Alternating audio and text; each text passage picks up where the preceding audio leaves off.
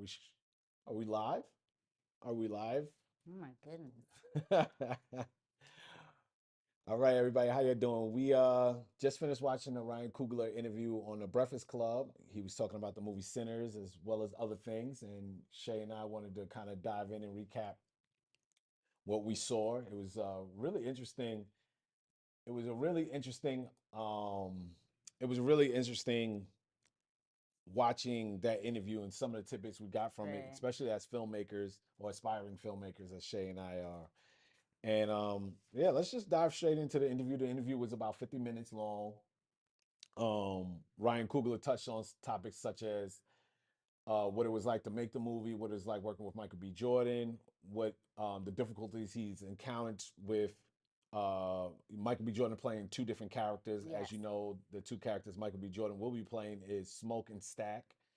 And also just the detail that went into creating this movie, and I mean he has such a heightened level of detail, and the amount of blocking that had to go into it, and the amount of uh you know dedication that Michael B. Jordan had to the character. I definitely think this is something that is worth diving further into. So without further ado, I am Rel, this is Shay, and we're going to talk about Ryan Coogler's new movie The Sinners. Yeah. So what was the number one? Sinners. Sinners. Just sinners. Yeah. Just Sinners? Oh, Not they're the not. sinners. Why not? I wonder why it's not The Sinners. I actually like that it's one word. I always like one word things. I like one word people like Leon, Prince, and I always do appreciate that. There's some other one word people too that's running around out there that I just aren't at the top of my head just yet. Hmm. Vanity. Okay. So many. All But right. yeah, I like that it's just sinners. Okay. Well, This is, of course, his first original piece of work. So it's really his first, like, original IP, yeah. so to speak. Sorry, I'm just making sure we stream. Go ahead. But Sinners is because, as we know, his other great pieces of work, Fruitvale Station, was based on the story of Oscar Grant. Mm-hmm. I'm hoping I'm saying his. I don't want to do Yeah, his it's Oscar Grant. last name, and he do want to make sure he gets his due justice. He, of course, was an unarmed black man killed by an officer on New Year's Eve in Oakland, and then, of course, Creed. It began the Creed universe, Mm-hmm. where the spinoff of Rocky, which those of us who did like the Rocky movies growing up appreciated Apollo Creed's character, and Ryan Coogler and his team took it a step further, along with Mm-hmm. Michael B. Jordan, in bringing the next generation of Creed to life. We're now, the third installment came out a couple of years ago. And also, we'll be getting another Creed 4. And then, of course, the Black Panther, soon to be trilogy, Yeah. that Ryan Coogler started with the late, great Chadwick Boseman in 2018. And then Wakanda Forever, and what the next Black Panther will be. Yeah, okay. The mic is struggling. You should have It's kept the live. always. You should have kept the live on. I should have. I don't know why you wanted me to derobe like you did. Nope, did not. I just said I was going to do it, and you didn't have to do it. Now your mic is probably people can't hear you, but we'll see. All I need is one mic. We'll see. We're gonna Like let it rock. Ernest. But anyway, so a little bit about the product. Well, first the movie. The movie premiere was April 7th. Yeah. So which if you're watching today, it was yesterday, In New and York. in New York, So it's Lincoln probably Center. still going to be, I think it was Lincoln Center. There's probably still, well, they had a few premieres. Like they had Mexico City, and then now they have New York. Then they're probably going to do LA coming up. And then, Sinners will be dropping April 18th in theaters. Please go and support. Very few Black directors getting opportunities to tell rich Black stories, and particularly those that original IP. So definitely want to go and support where we can. Speaking of that, so why is it significant? Why is it important for people to support black cinema, right? Like what benefits do they have as opposed to maybe just going to the movies, just any movie, right? Like why specifically should people go out their way to spend their dollars in on black films? I do think representation matters. I think that there was there were people that came before Ryan Coogler that gave him an opportunity to see that you can make films with people that look like us. And so there were black filmmakers that came prior to him that he was Mm-hmm. able to see that, and that gave him an opportunity to say that he could dream bigger, he could do more, he could be more, because he saw people that looked like him making films with people that look like us, telling our stories. Also, there is something to say when culture is represented. I think it allows people to see that we're not a monolith, that because especially if we just look at the stories he's told, right? If we start with Fruitvale, I don't know how many of you have seen Fruitvale Station. The way he told that story, and he's such a young filmmaker too, it was very documentary style. It's like a day in the life of Oscar Grant. So you got to see how he spent basically like his last 36 hours of life, between, I would say, 72 to 36 hours, 36 to 72 Mm. hours of life. And I thought that it was just so beautifully done, because even though he was a person that struggled with his demons, you still you saw someone that wanted to do to have a better life, to do better for himself. And I think that's one of the many things that I respected about that project, was that, because that's the thing, when unfortunately when our unarmed black men are killed, the first thing people go to, look at his record. Yeah. Look what like we, Dehumanize us. they dehumanize us, and they make us all of a sudden it's, and you don't see that with people of other cultures. Unfortunately, they die and somehow you find heroic things about them, Mm-hmm. and they could have been hardcore criminals. You Yeah. don't even hear that about them. But with our men and our women that die, it's like we always go into the depths of the darkness, that unfortunately plague all of our lives. There's all parts of all of our lives that have pieces of darkness in it, but for some reason ours have to be unearthed every time that something, if we're if we're killed or whatever have you. And I think that that's the thing that I loved, is that he showed the humanization, and Mm-hmm. he showed that this person at its core is just like any other person you run into every day. And this was a young man that wanted to do better in his life and didn't get an opportunity to, and was so young Yeah. when he lost. He was also a father. So I think that's another thing too. I feel like with Creed, I always say this because I felt like that was something I noticed in watching the Rocky films as an adult versus watching them as a child. I remember thinking that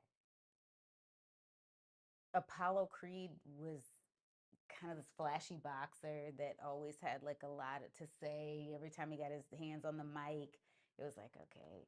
Mm-hmm. And you know, because of how they that he was portrayed in those films versus like how he who he might have really been, you didn't always get to see that, I feel, with it through a white lens. But I feel like when you saw as an adult and you look at the Rocky films, he was very successful as a boxer. Like Rocky had made money at one point, Yeah. right? Like Rocky had a mansion and cars and had all these endorsement deals. Rocky lost all his money. I still Mm-hmm. don't even know how he lost his money. Like that was never explained. But do you feel like you learned that in the I film? mean, I'm pretty sure they probably threw it with a one-liner or something like that. But if in the amount of money, I guess if you look at the lifestyle he was living when they showed him with the cars and the furs and all that in the previous films, I guess they assumed that he mismanaged it. The And mismanaged, but like Apollo Creed wasn't like a boxer that wasn't. He, I mean, he was dressed to the nine. Like every time you saw him, he was dripping. mm-hmm. So it wasn't like he didn't. He. It wasn't like he didn't know how to put a piece together either. But he. It showed that he knew how to manage his money. I guess he didn't take care of his kids. He took care. He At took care of his kids. least not one. But I think he was still giving him money, right? No, no, no, because he was in group homes. Yeah. But he didn't know about him No, right I don't. away. I I don't don't think he knew about. See, I don't think he knew about the character that Michael B. Jordan played. That was, from what I understand, the story was. But what was cool was that we got to see that here was a kid that might not have had, the earlier part of his life was very humble, but then he got an opportunity to be raised, by Yeah. his father's widow, in in an environment where he was exposed to so much more. Yeah. And I think that the coolest part about it was is they paid homage to the fact that he did well with his money. Apollo Creed Mm-hmm. wasn't out here looking crazy in these streets. But also, so you got to see this complex character who has somewhat of a chip on his shoulder that he didn't necessarily grow up the way, earlier parts of his life, he didn't grow up the way his brother and sister did. Because I know Apollo Creed had children in the film, they always Yeah. showed kids. And then he addresses it in the third film that his siblings in the home weren't the kindest to him. But then that he also could navigate the neighborhoods maybe even his siblings couldn't go into. Yeah.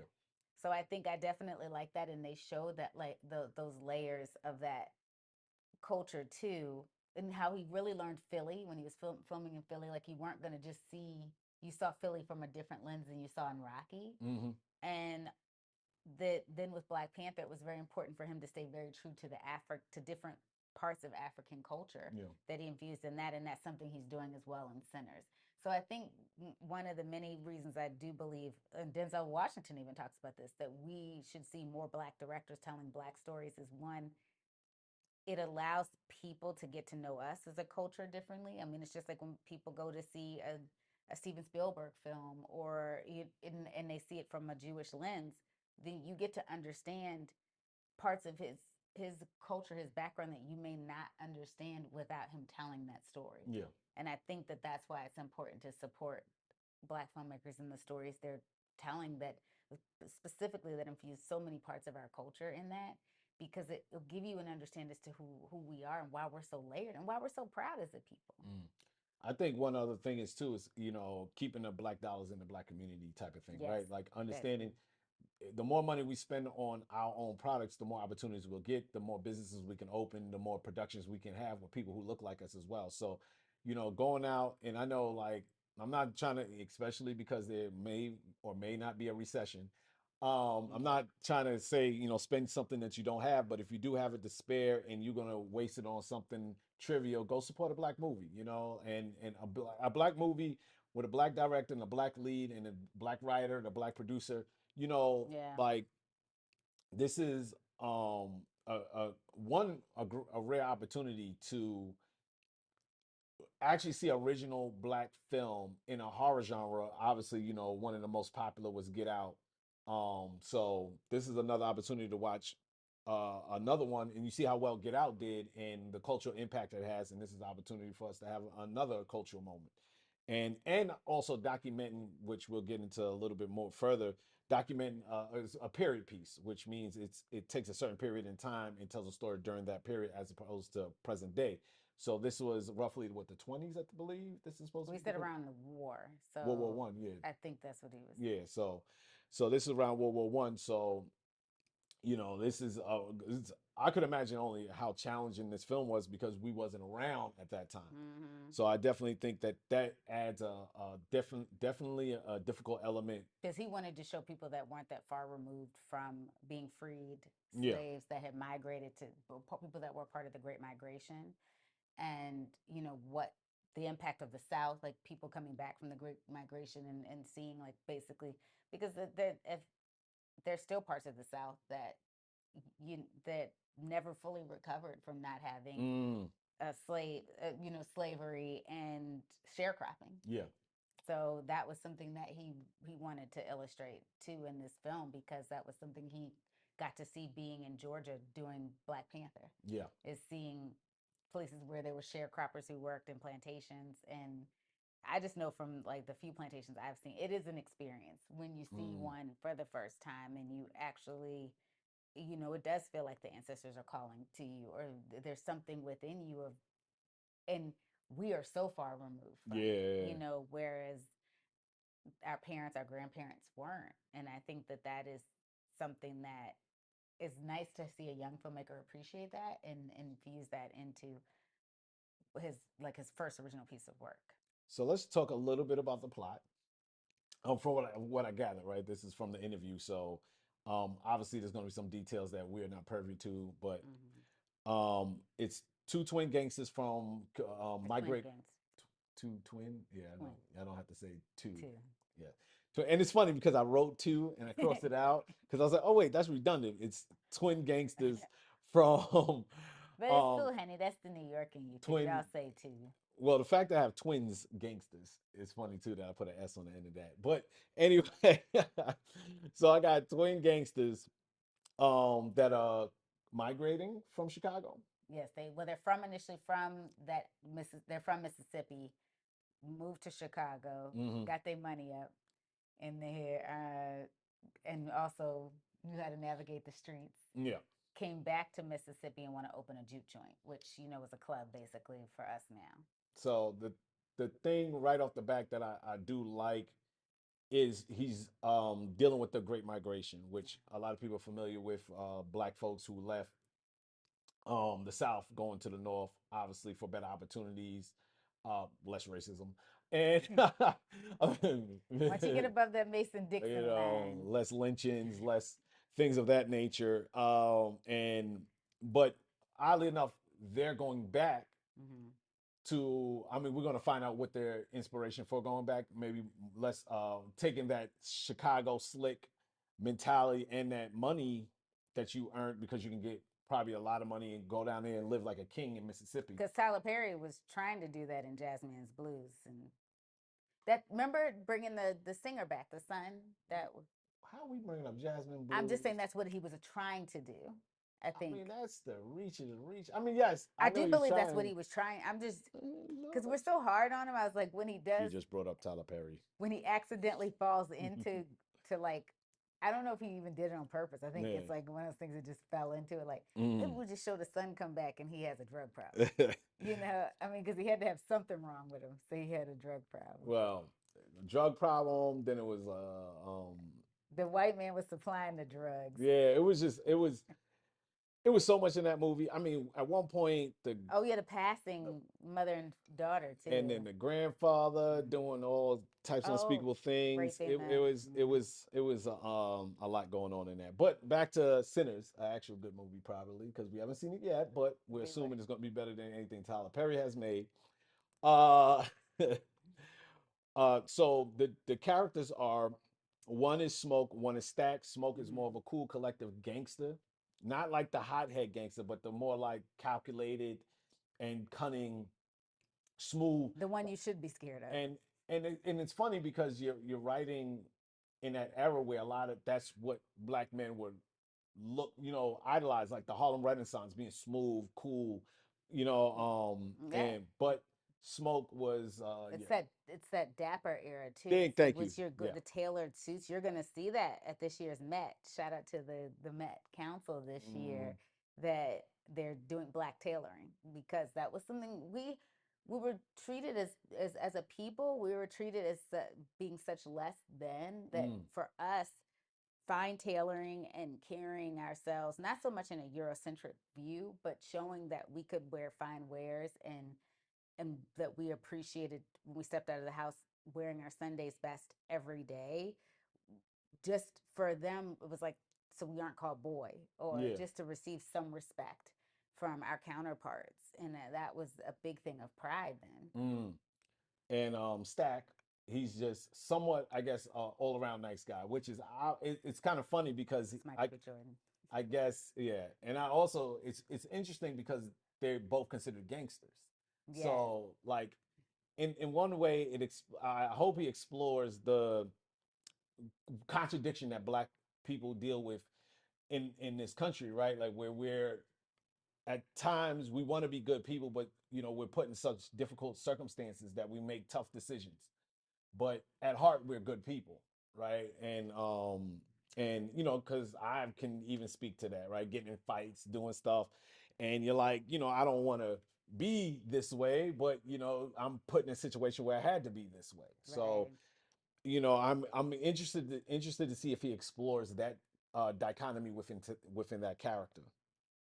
Um, any other things about the plot that you want to touch on? I think that covers the Well, general plot, the and it's a horror film. it's a horror, but it's what's a horror thriller actually, Yeah. or drama thriller, drama horror thriller. It's like a mixture of. So one of the things is that when they come back down there, what they don't know is that a vampire is in town, Mm, and so that kind of flips the whole dynamic on his head. I do want to say one of the things because I know he doesn't want to give away the movie because he wants people to go out and support. yeah. I do really appreciate the work that Ryan Coogler is putting into marketing the film and Oh yeah. keeping Hustling, hustling. hustling, and especially because it's something that that he wrote from, his soul, his spirit, doing a lot of research. But also the reason that I really do like that he's doing this particular project is in the way he's, like you said, hustling to market it. It's not it's not a even though Warner Brothers is the studio distributing it, it's not a huge machine like Disney or Yeah. behind this project. So, because Fruitvale had a lot of word of mouth too. I remember going Mm. to a lot of things for Producers Guild around the time that Fruitvale came out, and you were hearing a lot of people in conversation because Forrest Whitaker supported the Yeah. project, and Michael B. Jordan was really starting to catch a lot of fire in terms of people remembering from The Wire and things like that, and he was starting to do more films. So he was just kind of all around getting Mm. in a lot of conversations, and so you had a lot of people that you wanted to, and then because this was such, it wasn't too long after Michael Brown, Yeah. this was such a hot button issue at the time, still is.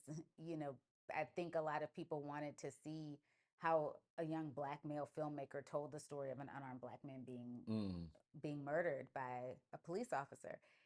I think the thing so seeing him hustle is very encouraging. But one of the things that I feel like with the film, because if you've seen the trailers and you've seen Yeah.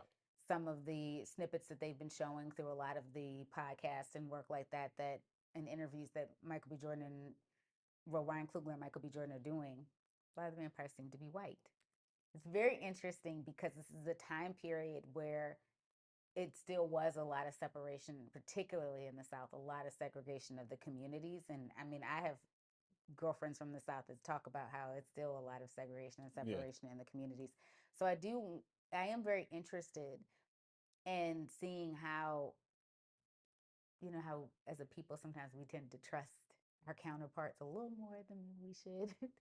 If that plays a part in the actual dynamic of this vampire, because Mm. like one of the things with him speaking on having African culture and things like that infused in it, we can be a very superstitious Yeah. people, and a very, there we tend to really lean on discernment. That is something that as Black people we try to lean on our instincts and being a little bit more savvy. That you can tell when something ain't right, Yeah. and why this vampire is able to kind of somewhat infiltrate Hmm. this community of Black folks where Smoke and Stack return to. So I think that covers basically all of the plot. So let's talk a little bit about the, I guess, the behind the scenes stuff about Michael B. Jordan playing the two characters, some of the technical things that, Because we found it fascinating. oh yeah, it's super fascinating. And ladies, I know y'all are ready because y'all have that lust in your eye. What's better than one Michael B. Jordan? Two, but I'm sure he's gonna be naked at some point. I mean, Apparently, there's some hot scenes in there, so y'all are gonna get a little Michael B. And if you've been watching the evolution of Michael B. Jordan in terms of acting, if you saw Journal for Jordan, you know that Michael B. Jordan knows how to put it on him all on right, screen. calm down, Auntie. Now, Wow, nah, Auntie. nah, nah. This is my baby. She better close up. Stop drooling over this young fella. But some of the before we get into Michael B. Jordan's mindset, we're coming into the two characters. Some of the people that Ryan Coogler reached out to, which also I want to talk about mentorship, was Christopher Nolan, who's done The Prestige, which Got it dealt done. with twins, which I did see. Tenet, which also I did see as well, where that's John David Shin- Washington. he it was a time traveling, so eventually he had to fight himself. Mm-hmm. And also Sean Durkin, who did Dead Ringers. And he talked to them mostly about the technical aspect, and Sean Durkin actually walked him through step by step of how he did his movie. Right. So, what do you feel about the significance of mentorship and the fascination, the interesting dynamic of these white directors mentoring a black director? Well, it's more of them than it is of us, right? So I do feel like that definitely. It's just like how Martin Scorsese taught Spike Lee, and I forgot who else was under his tutelage at NYU, Mm, because there's other white directors that I think studied under him. I think it's important. I think it's a part of the process of passing the torch, right? I think those who are the greats, I think that's why you see the work the way you do. First of all, they have the respect of those that came before them and learning. I think I've noticed this because I've had the opportunity to work with young film students and being a TV producer, and I had an opportunity to work with young film students on a short film I did a couple of years ago.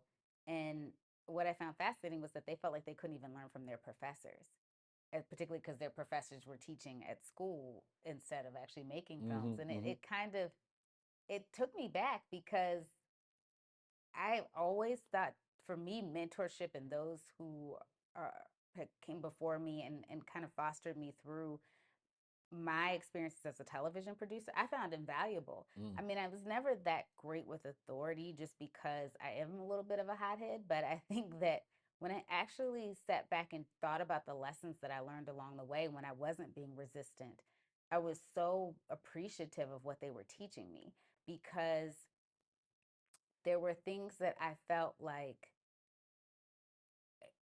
I said, I would be resistant in the moment, but then when I would go to the next project and you have to think about how to apply something different, whether you're on location or whether you're in post production, you're thinking, okay, I could always remember how to apply something different when a new problem arose from something I Mm. might have picked up along the way from that mentorship than I did when from than I actually did on my own. It was Gotcha. always something that I might have learned watching my executive producer or director I worked under, that I could take and apply to the next project that I might not have even realized I picked up in the moment. Mm. And for those that I was mentored under, most of them that I felt like I learned from didn't look like me. And 9 times out of 10, I didn't work under executive producers that did look like me, because it just wasn't a lot of us, especially with me when I was coming up. Now there are fortunately more Black females that are receiving more opportunities there, but it's still not enough. And it's just like I told you how I went to that conference for the rap. This They have a conference every year in LA around Christmas time, and they bring out a lot of female showrunners, since it is a female driven entertainment publication, Mm-hmm. online Mm-hmm. publication. They bring out a lot of female showrunners, female directors. And one of the things that a lot of the women say is that their mentorship was a lot of them were males, or they didn't have a lot of women that they could necessarily reach out to, and they're glad that now more women are having conversation with each other. But it's still a thing Yeah. where it came even down to the conversations of diversity, equity, inclusion. When people provide you with a list of who to hire for your crew, and especially when you're going through casting, those lists don't have a lot of us on there, Mm-hmm. if any. I remember the woman that was show running What They Do in the Shadows. She said there was nobody of color on Yeah. the list. She had to ask 3 or 4 times to get the list revised so that she could actually hire people of different backgrounds, because she was like, representation matters. And this is how you bring, because I always find it interesting when they have other characters of other background in a predominantly white script. Who is the person telling you how the East Indian character speaks, or how the Asian character speaks, or how the person the Black Haitian character, like, who is giving you this if there's nobody on your team that can speak to the culture of that character? So you just appropriating and going with it. Like, and that was Hollywood for a very long time. I mean, it still is to a certain extent, unfortunately, but I love the fact that people saw. I remember when Ryan Coogler's name first started coming in the conversation, and you just had so many people that were spoke very admirably about him. So I do like the fact that you have these white male directors that are saying it's not about this kid Mm-hmm. being a Black kid from Oakland. It's about, this is another talented filmmaker that I want to lend a hand to. Yeah. And because that was there for them.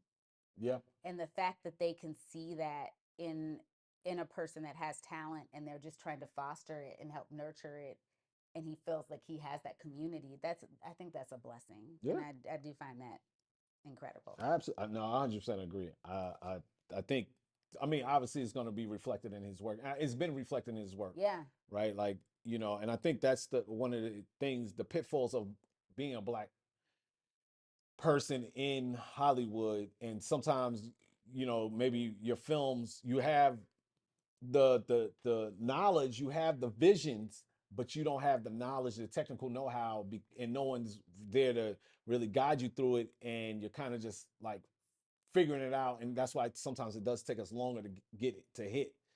So as you can see, like his career has moved so fast, and he's done such brilliant projects that he has some type of mentorship in this. Absolutely. I mean, the Admittedly. USC education does help. I mean, that I know someone that went to USC Film School, what they have available to them Mhm. compared to a lot of programs in the country is like, Yeah. it's phenomenal. I mean, I had an opportunity to work on one of the films for a student and in the program. I mean, they have sound stages available to them on campus. Like, I Hmm. went to a black college, and I could tell you that equipment that we had then, and Yeah. we were, going into the millennium at the time I was graduating, the new millennium at the time I was graduating, and the equipment was so old Yeah. and dated, and it it's just a difference in how. And Hampton gets a reputation for being a bougie black private college, Mm. but the resources still were, there were successful alumni that came out of there, and the resources still just weren't there Yeah. if you were studying production. So let's move along a little bit and stay in the realm, because it's lead us into the technical aspect that he had to cover doing the shooting, and using uh, body double. And they had to first, I'll give you a little bit background. They had to find a body double. I unfortunately I don't have his name, but I heard he's actually a Well, pretty good. Percy, I Yeah. forgot his last name, but And they said they had to find someone who can act, someone who was similar height and build as Michael B. Jordan. So those were some of the important key factors. And I wanted to ask you, because you've you have dealt with one of the most interesting things, as a filmmaker. You had to somewhat block your characters or go through rehearsals during the pandemic, mm, where everyone was what no one was local. yeah, everyone was in a different state. Now, so you have a unique perspective on the difficulties of blocking a film like this, even though you actually didn't block in person, but you're not adverse to challenges. So could you discuss like what you could envision his mindset and a level of attention to detail he had to go through with blocking with Michael B. Jordan, an imaginary person? Yeah, because I will say that the thing that I found challenging with the short film versus with everybody being, we were all on Zoom, all our rehearsals were on Zoom. And then with the schedule that we had, unfortunately, for filming, because we paid for the film, we just did not have the time to block the way I would have liked to kind of have the in-person prep, because Hmm. Hmm. it was the film itself had three characters. It had and a few extras, a few background actors that didn't say anything. So it basically, it's about around surrounds a husband and wife expecting their first child, and the she lived in Atlanta. He lived in New Orleans. We were filming the film, and then the woman that plays her therapist lives in Mississippi. Mm. So this is another thing too. It's during the pandemic. You're relying on telecommunication. You're relying on a telemeet platform, and our actress in Mississippi was like, "When the wind blows, my internet has an issue." So there Mm. could be times that she's in the middle of running. They're actually rehearsing running lines, and she would just freeze. And sometimes I couldn't even get her back online. Yeah. So we were struggling with that, and so we just didn't. So I think after a while too, they had to do Mm. their own.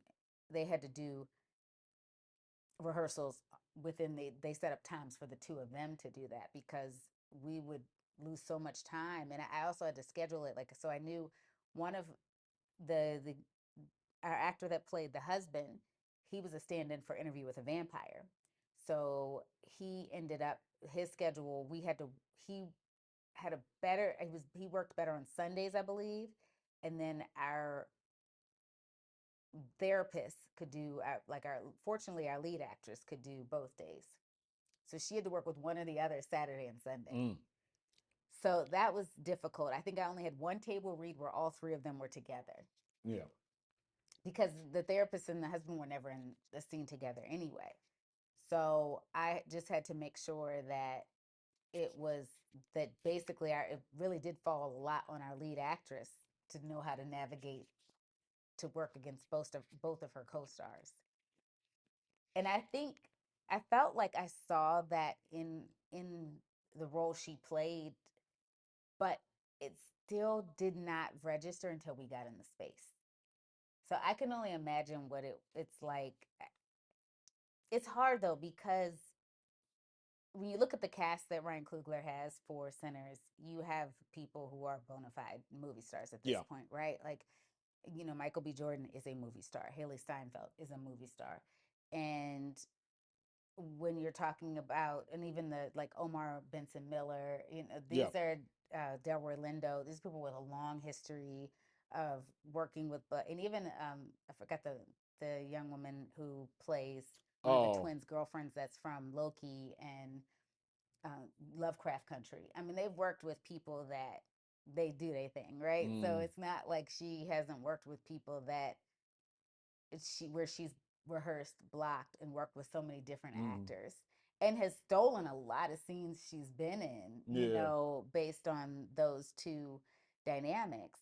So I did find that really fascinating. I think the thing about it is, if I found anything challenging in when you are blocking, is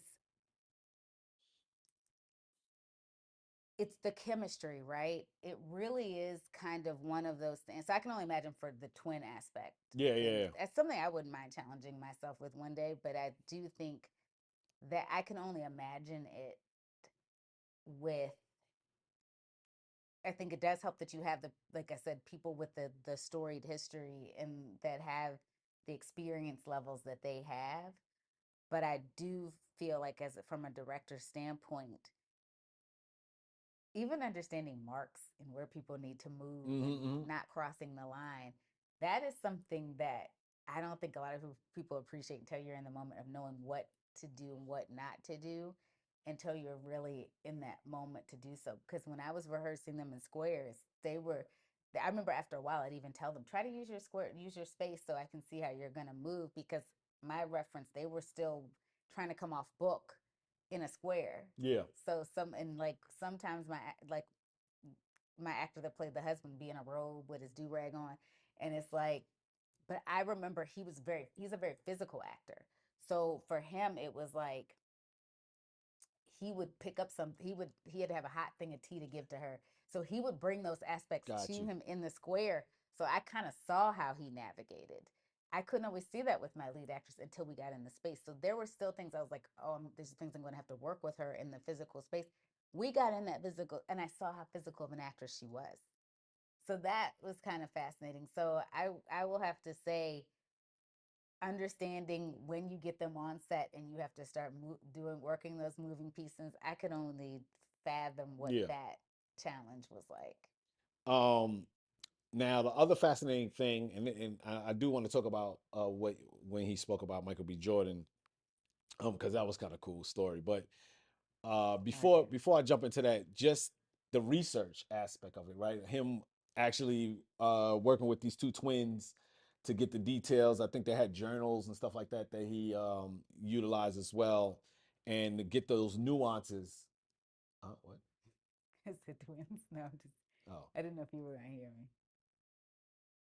did I say twins? Two. Whatever. Twins. Um, and they had so tell me, let's discuss real quick the importance of research for a film, even a fictional film, because there's no backstory to this one. What's well, how you, I, one of the cool things about Ryan Coogler that I don't think a lot of people appreciate is sound design and how he or but how he not so much, I would say music. Mm, The way that he utilizes music, and then I think a lot of again that USC program because Terrell and I've got to see firsthand just how in, outstanding that film program is because they connect a lot of people very early, and that's mm, why they kind of come out of film school with a tribe, so to speak, that they can keep working with because you when you work on your short films on campus you get to work with the costume with those who are studying costume design, those who are studying composition, music composition, and of course those who are there to study acting. And so that you kind of get to come out of school and have luck. He was very blessed to connect with Ludwig Göransson, who has scored pretty much mm. every film he's worked on. And now he's I'm not taking anything away from Ludwig. He's a genius. Like the work the way he knows how to utilize music is absolutely incredible. And for Ryan Coogler, it was a personal thing for him because he had an uncle who was a part of the Great Migration, that blues was a huge part of who he was. Hmm. And he came from Mississippi, listened to blues even when he migrated to Oakland, and so he was exposed to his Yeah. listening to the blues that his uncle did. And so as a part of this project, he did a lot of research about blues singers, and I did find that really fascinating because I don't think we appreciate. Terrell and I talk about this all the time, that even though there's people get upset when black people might do genres like rock, like country, when those are actually genres we invented. Because so much of the reason music is such a huge part of our culture, like people think it's just that we want to be entertainers. The reason it is so deeply rooted into so many of us who become entertainers is because it is, you go to Africa, you can see what it is to us in our culture in terms of from the motherland, and then you come here and understand that we're people that survived Middle Passage, we're people that survived being property for nearly 400 years, and the thing that got us through was spirituals, Mm. singing hymns, and blues was a derivative of those that were coming out of slavery, sharecropping, and it was like what we were for music. For us it's always kind of like what we're feeling and what we're experiencing in that time. And he did this deep dive into that and who's blues singers were, realizing that it's, which we see this in the film The Color Purple, how a lot of the people that were in the juke joint in The Color Hmm. Purple, one of them, her daddy was the preacher, and so it's like a lot of blues singers, their parents were pastors. And so it's something that I think that I really like. There's a lot of cultural parts to this film that he Yeah. infuses with blues, the church, and our struggles with demons in general. And that's kind of what the vampire aspect symbolizes, of Yeah. like the demons that we're constantly fighting. And a lot of blues singers felt like they were trying to evade the internal demons that they felt. And so much of that is kind of born out of us being told as a people that we weren't human, we Yeah. were property, we weren't worth a lot, and that's something we're still told. So I Yeah. think that that is pretty incredible that he tapped into that and infused that into this film. Yeah, no, I definitely had top tier research, right? Like just getting into the Black history, Black mythos. He mentioned things of like superstitions that we all have. Yes, Us Black folks. we You don't know, split a pole, don't split don't apart. step on a crack. Now here's one that's interesting. I didn't know about, and Shayla does all the time. Is sweeping her feet. Oh, I that's didn't going to know about that. jail. And he mentioned that in the interview, and I was like, oh, yeah, I guess that is a thing. And so she'll always spit on the broom, Spit which on the it's broom. kind of funny. But, especially the first time you saw it, what the hell are you doing? Why are you spitting on the broom? Yeah. But My parents used to always say, like, if my dad accidentally hit my mom's feet growing up, she'd be like, oh, and she would hawk one, and it's like, and Rel will tell you, my mother is such a lady. classy. So to see her hawk and spit on that broom, I was like, And she's like, "You're going to jail if you don't spit on that broom." I'm like, So did your father not know about it, but your "Yeah, he mother knew did? about it. He was just accidentally because Oh, you know how okay. you sweep Yep. sometimes." And he would sweep like that, and Make more dust come up. because she was because she would even say too, like, "So rough with everything, Freddie." Da, da, da, da.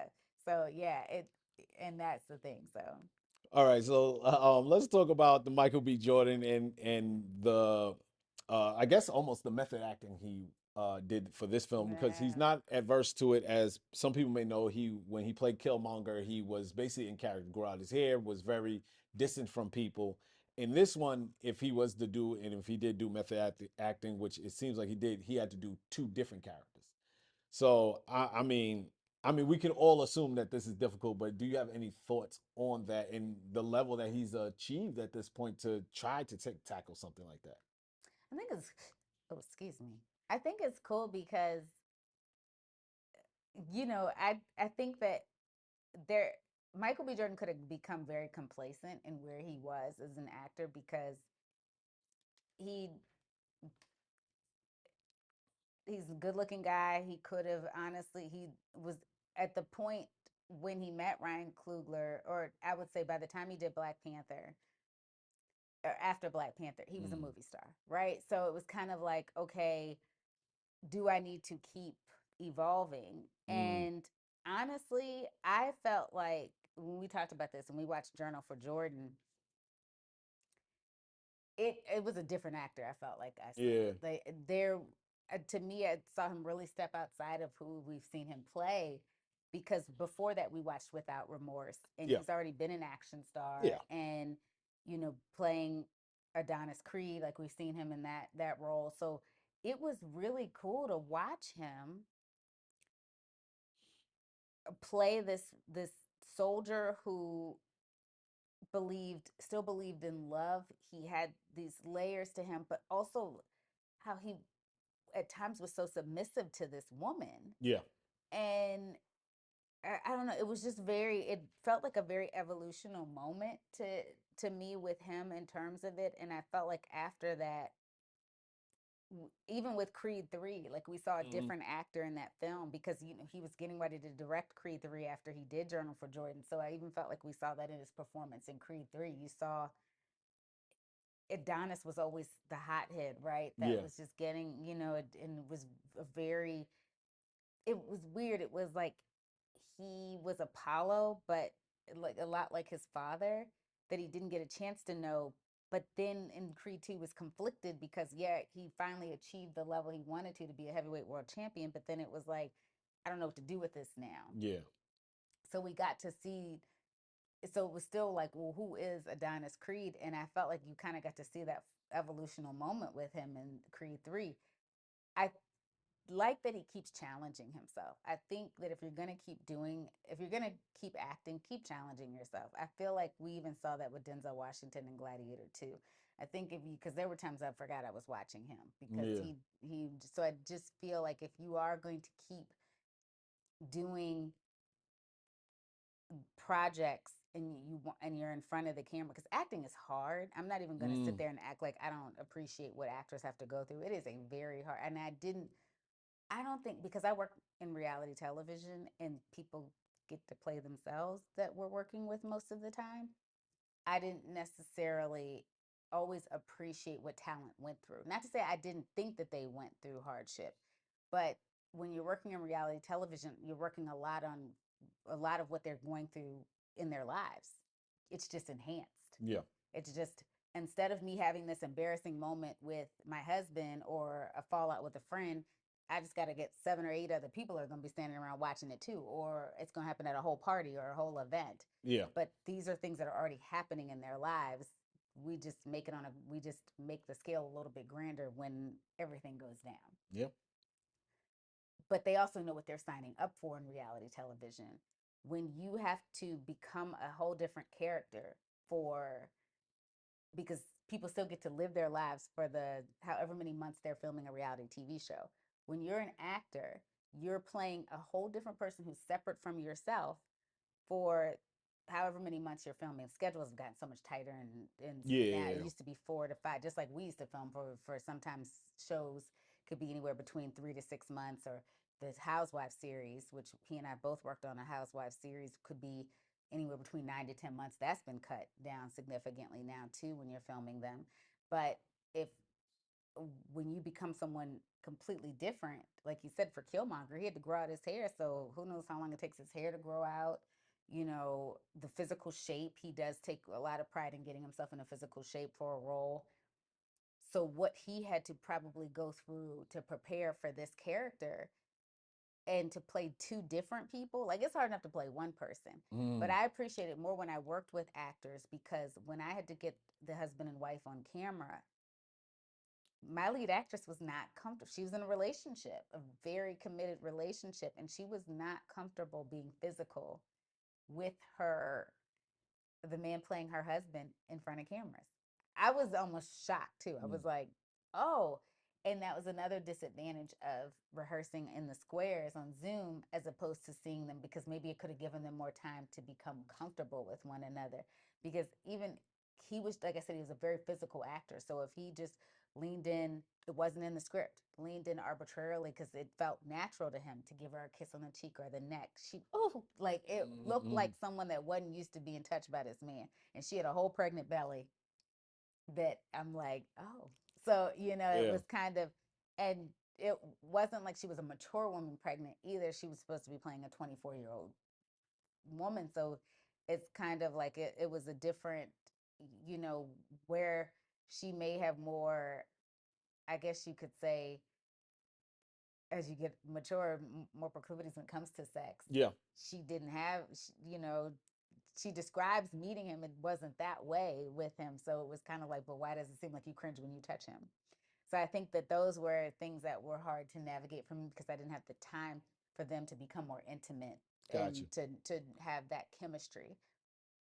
So I think that it's cool that he prepared him. He would show up in character. Denzel Washington has been known to do that. Like I Mm-mm. said, he was bringing the Training Day character home. Almost Yeah. got put out the house by his wife. So I do find that fascinating when you hear actors do that, and the fact that Michael B. Jordan knew if he had to be edgy, there were times he had to show up that way and scare a few people too in the process. Well, I like the story from Ryan Coogler about the bracelet where Yes. Ruth Carter, as Shayla, she may not know her personally, but she knows Hampton. quite a bit of information about her because they went to the same alma mater. Um, and I like the story because she was getting frustrated with him because I guess he had a very dismissive attitude towards which bracelet to put on a character. Depending on what character will determine your jury, will determine your outfit attire, right? Mm-hmm. So he was so in character, and I guess and Michael B. Jordan is wildly known as a really nice guy. So I think she was probably taken back by his attitude. She went to Ryan Coogler to be like, "Hey, look, man, he's being difficult. He won't tell me what bracelet he wants to Mm-hmm. wear." So Ryan Coogler goes in. Obviously, it's his set, so it's his job to mediate. And he was just stone cold, dismissive to Ryan Coogler, like, "I don't care which one. It is what it is, I guess." And he just said it felt like cold water in his veins. And Ryan Coogler was so taken back in the moment. He got them cameras up rolling and shot that scene because he wanted to capture Michael B. Jordan, who, like I said, is such a nice guy. Mm-hmm. If you get him in this moment, you may not get that moment again. So Mm-hmm. that is also something cool for filmmakers or content creators. When you're actually in that mode to create, go for it. Don't wait. Don't overthink it. Create it, like, because A you're lot of directors you that capture the most organic performances say that too. Like we yeah, saw that the screening for the first Joker film. yeah. We get to attend screenings for a lot of pre-release screenings due Mm, to the fact that I'm in the Producers Guild, and for the first Joker film, we got to go and see it before its release, and we thought it was so cool hearing the director mm-hmm, say that. That's something that happened with this film. The actual composition was done before mm-hmm.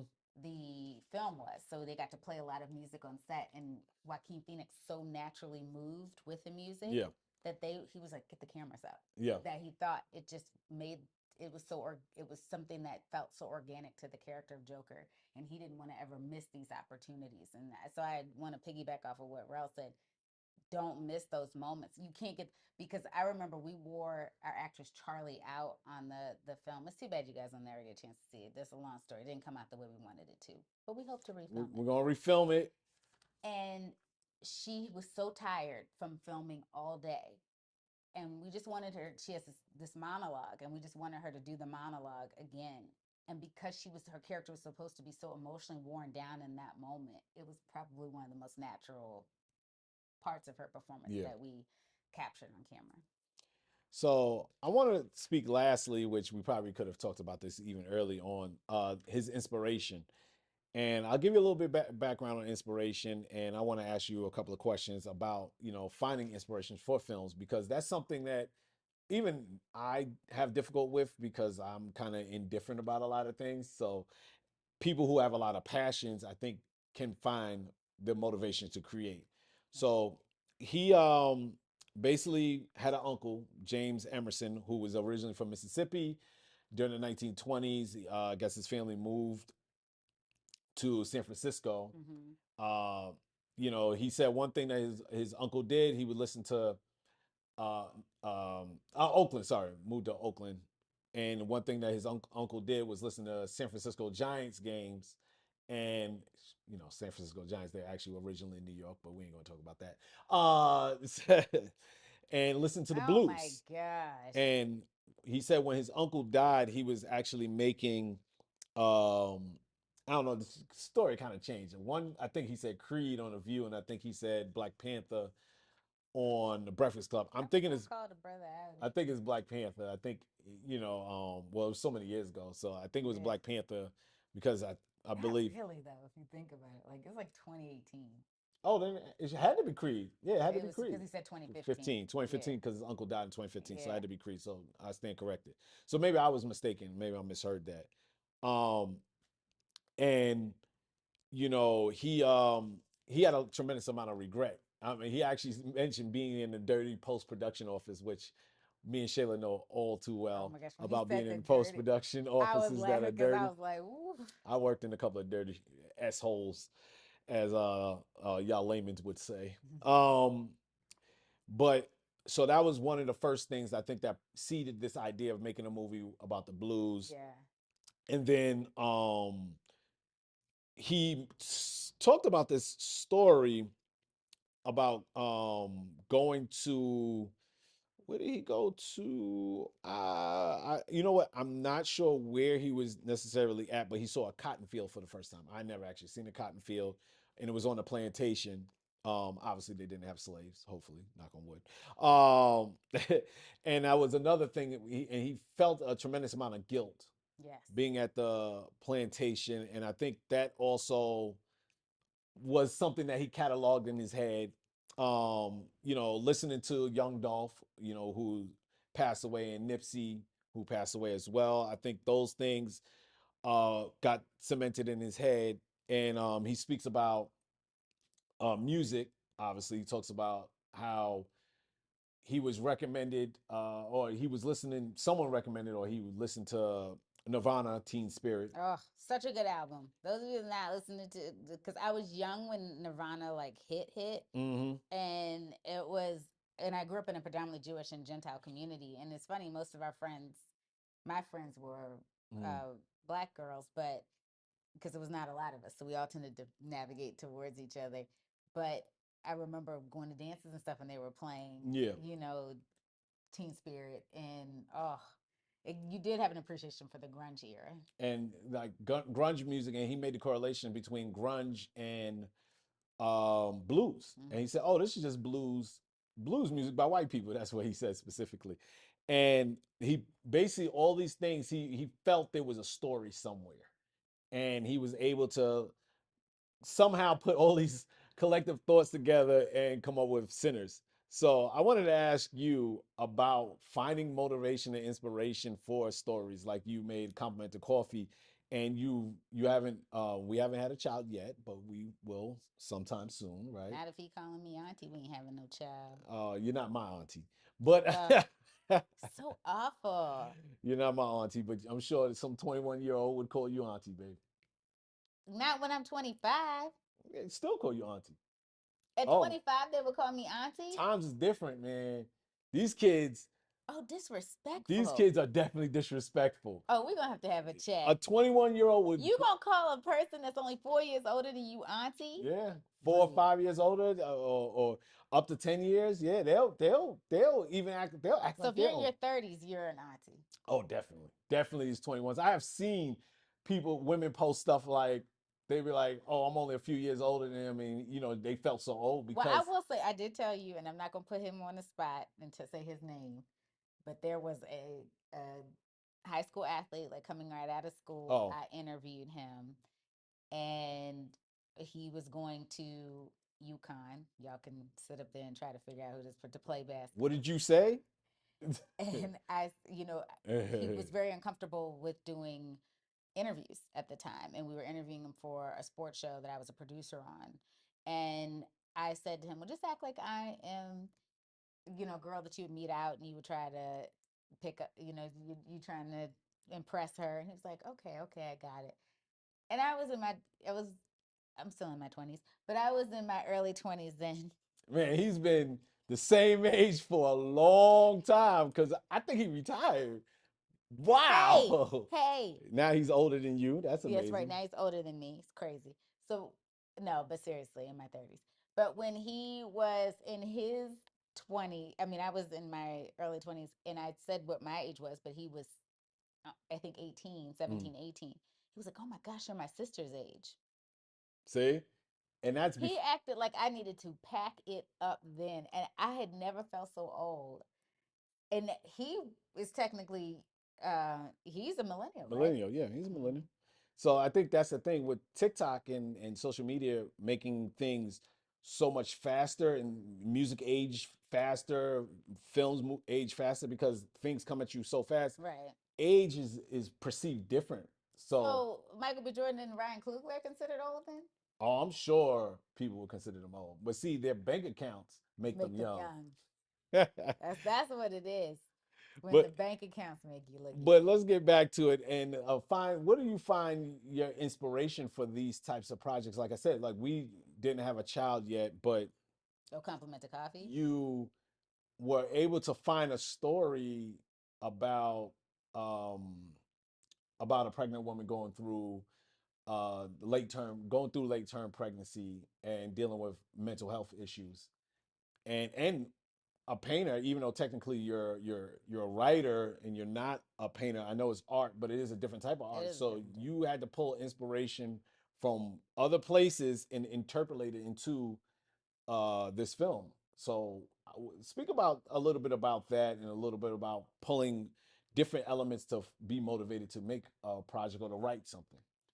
The One of the things that I think that I remember when it was all of this discussion too about now it's kind of one of those things, and that is the beauty of like how the culture continues to, or how society continues to evolve. It was so much discussion around postpartum depression and how that just wasn't something that a lot of people widely spoke about when I was young.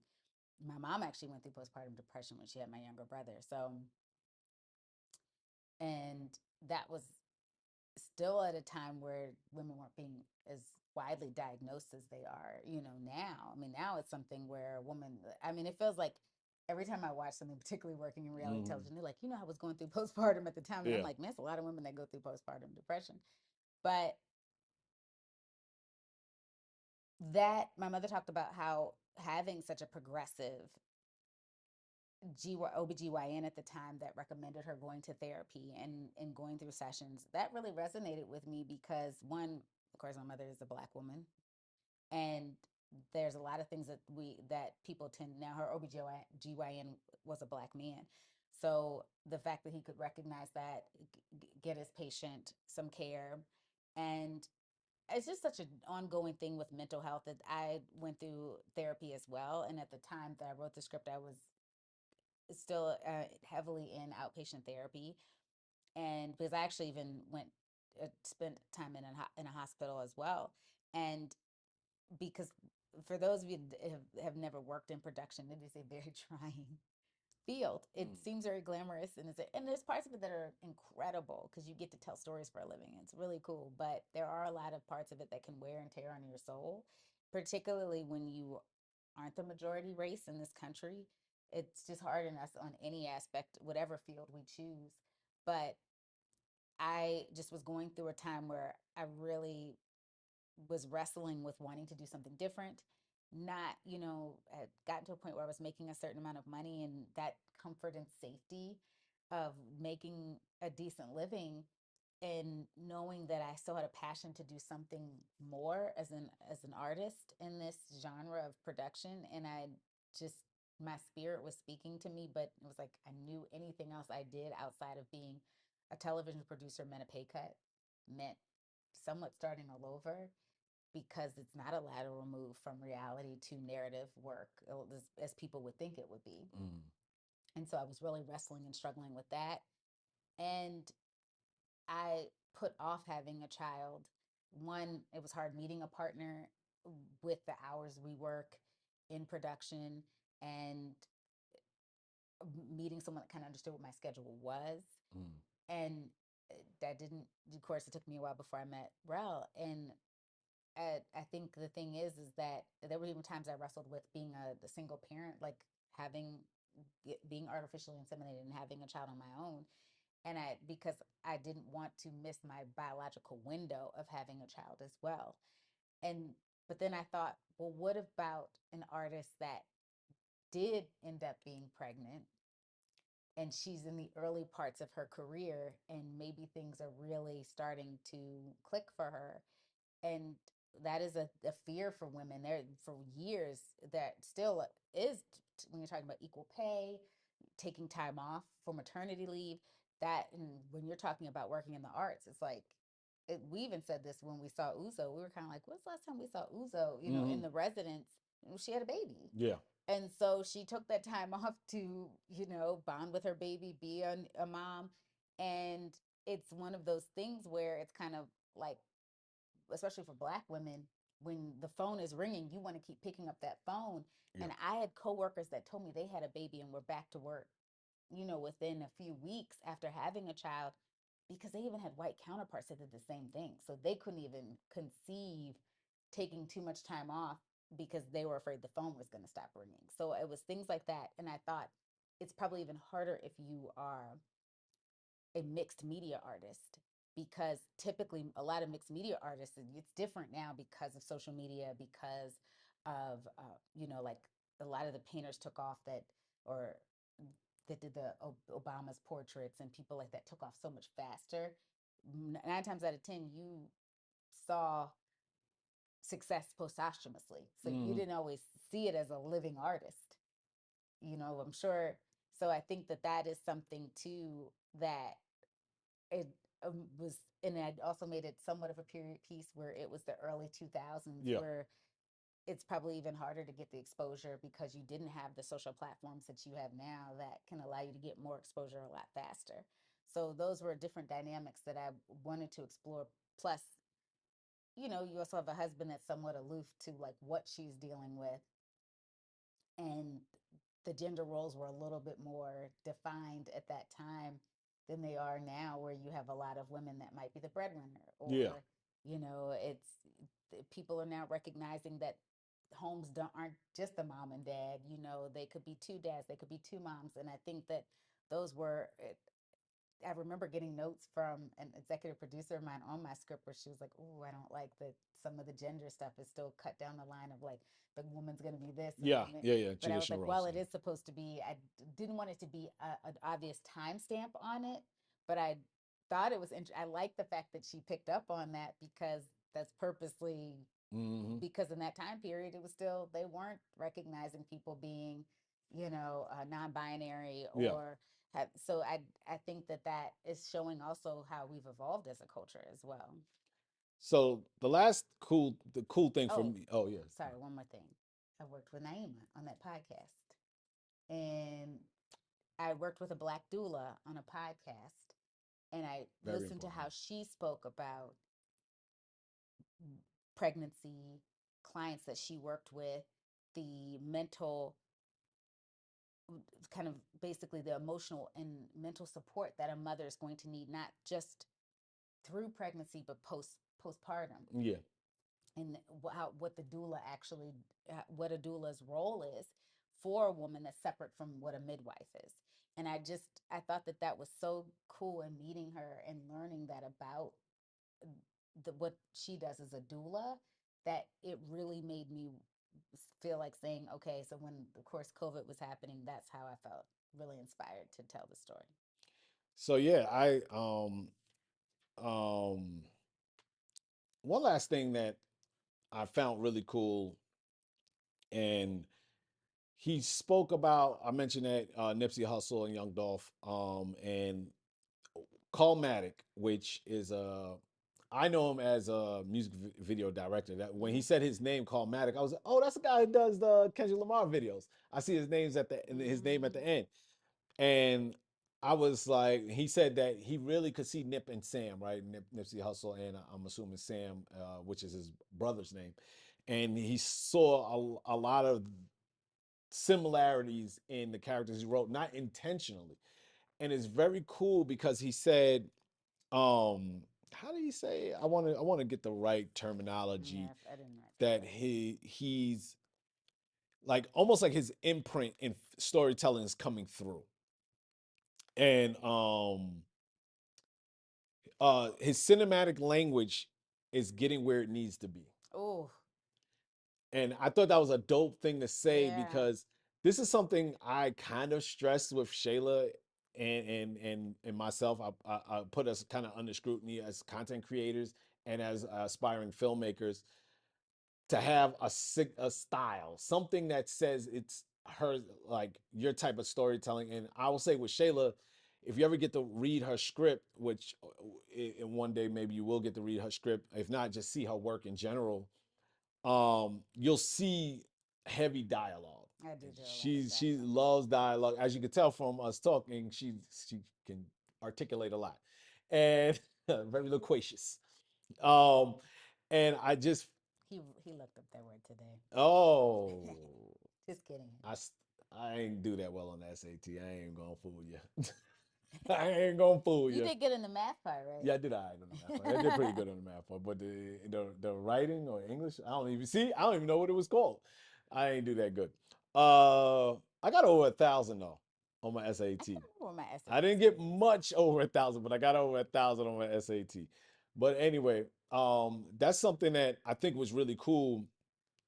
Saying that his cinematic language is getting where it needs to be, right? And I I I feel like it's almost like Spike Lee, right? Spike Lee Yeah. has a style, a signature. You put it on, no matter what the character, who the characters are, no matter what the writing, the film is about, you know it's a Spike Lee joint, and I Mm-hmm. and I just love that, and a lot of the greats have that, and I look forward to Shayla showcasing her style, and if you have any thoughts on that, please share. I actually want to pull back on the dialogue too, because I feel like it's appreciated where it's appreciated, but it's not. Like if you are a person that appreciates older films, Mm-hmm. and the history of older movie, there was a lot of dialogue in The older golden the era of golden era of Hollywood. film Yeah. in Hollywood. It is a lot of dialogue in those projects because they didn't have the special effects we have now, the visual effects system. They didn't have even the access to doing the type of sound design and things you have now. So you did have to rely a lot on your actors being strong, your Mm-hmm. dialogue being strong. And I think because I grew up with a father that really appreciated a lot of dialogue in older films, that's something that I naturally, and I And he was a reader too, so. as exactly. So and the thing I grew up loving to read. Mm-hmm. I'd love to read. So novel writing, brevity is not, something Mm-hmm. that is it. It's not something you're apt to in a book. So I mean, you do when it gets edited, but initially you're just writing. And I think that was something that I definitely, now for the short film, it was even kind of long. And one of the reasons I was making it so dialogue heavy was I also felt like there was a certain amount I didn't want to go over in terms of the budget, and I wanted to keep it within basically a two location set. I wanted for them to be in, I wanted to use a house for them to be in, the house for the couple, and then the therapist was going to be based in her home. So I was like, if we get a big enough home, we could use a section of the house Yeah. to actually be her home office, so Mm. to speak. And we just have to see her within that space. And then we wanted an outdoor space for a final scene. I think the thing about it is that I do still want to figure out what that signature style is in terms of visual. And that's something that I think, because I've not really developed a relationship with a cinematographer either Yeah. yet, that I haven't really thought about what that would be. But in terms of storytelling, I still wrestle with that. I think that as a writer,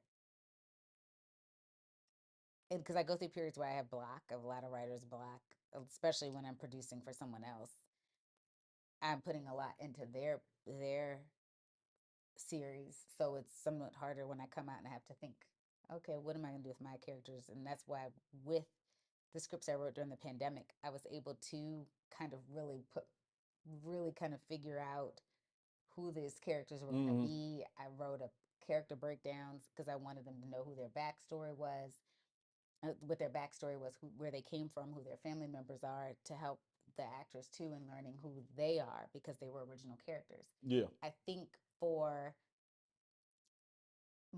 in terms of a signature style, I always, because I always, because I've always worked in nonfiction, I do want to feel like you really are peeking into that person's life. It really is voyeuristic. I Ooh, I like really that. want you to feel like you are in the room with them. I think a lot of projects that resonate the most with that leave an impact on me is I felt like that's one of the reasons I loved what some of the work F. Gary Gray has done for Qua. I felt like I forgot who the director was for Boycott. I think it was Clark Johnson, but it's an older film with Jeffrey Wright Mm. and Carmen. Oof, I don't even want to mess up her last name. She's a beautiful last name though. But one of my mother's friends worked on the project as a makeup artist, and I remember the way that the shot selection was. It made you feel like it was a person within the Montgomery bus boycott movement that was filming this. Yeah.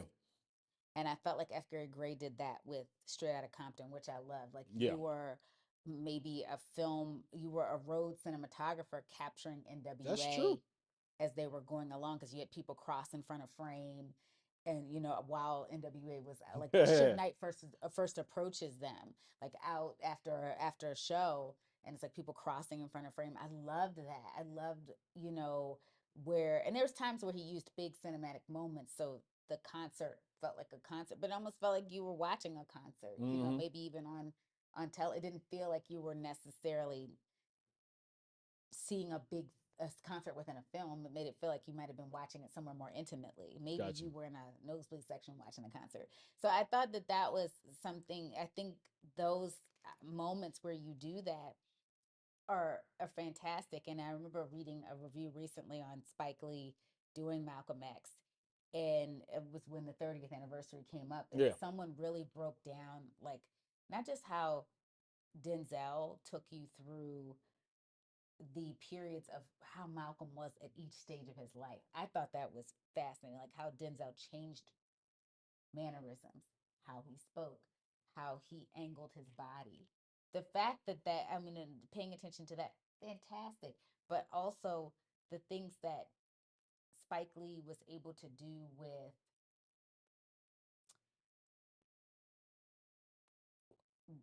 the signature part of the thing is the of course the dolly shot that we all know that Spike Lee's, and also having his actors look directly into camera.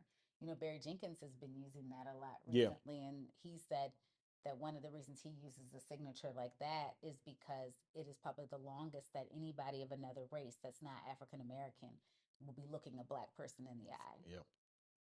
I think that I just believe that when you think of things like that, for Barry Jenkins, a lot of things with him is color, which you could definitely see, like filters that he Yeah. uses, which you saw with Moonlight, which you see with If Bill Street Could Talk, Similar to oof. Soderbergh. Yep. Thank you. He's big into color too. No, I do. You're right. I will be. I think one of the things I get stuck on, we talk about this POV. Yeah. For some reason, I really want to perfect the POV, feeling like you are a part, like you're peeking through their eyes. Hmm. I don't want it, but I don't want to like it to be the whole thing either. Yeah. So it's like finding that fine line of you being in first person, but also like and cutting between shots. I think that is, if I could figure that out, maybe that's the sugar sauce. Well, I do think it's a matter of when it works for the story, right? Right. Like when it enhances the story, enhances the moment or the cinematic moment. Because some people will throw in tricks, and it's like, I don't know if you just had to put your signature style in it. I don't think it worked there. Yeah. But like making sure that it works within the um the moment that you're trying to create, and I think and I think it'll speak to you. It will speak to me when it's, yeah. So we'll see. Hopefully, y'all see some POV stuff coming from Shayla soon. Hopefully, because getting this one to do it is wild, What POV? just in Oh, general. I'm not an actor, so I ain't That's what I'm trying to act. saying. This is what I'm I'm working trying. with in here. So my goal is to raise money so we can shoot a film and I don't have to act in it. Okay. This has been Do you, another bad creation. do you want to add anything about Sinners? I just think we all need to go in mass and support it. Treat it like it was Black Panther. Y'all know how y'all did with Black Panther. Y'all went and saw it For six, sure. 7 times. You need to go do that with Sinners. I just, I just love I love what Ryan Coogler and Michael B. Jordan are doing in Hollywood. I'm hoping that we see more Black filmmaker actor combos like this, and and that we're and I really want to see it on the female side. So women, we gotta do better. Hmm. Because you have seen these relationships through history with men. Fortunately, Spike Lee and like his whole company that he had from the Yeah. 80s on, and then you've seen it with Fourquois and Denzel. They have that relationship, and now you're seeing it with Klugler and Michael B. Jordan now in the in terms of this generation. I really would like to see that too with some women. So I'm hoping women, let's get together. Let's do this. Agreed. Because I do think having that relationship where you have like who who connects to that Black female actress that's a movie, and it is hard. I get why we don't see it a lot because y'all don't give Black women enough opportunities in front of the camera. Wrong for that. But I think if we see that combination happening, and then you come together with our Black men that are doing it, are you kidding me? Might be turning this sucker on its head. Turn this sucker out. All right, y'all. Thank you for tuning in, and hopefully, like I said, y'all go out and see Sinners, and Shayla will be right behind with her movie about winners. I don't know. Anyway,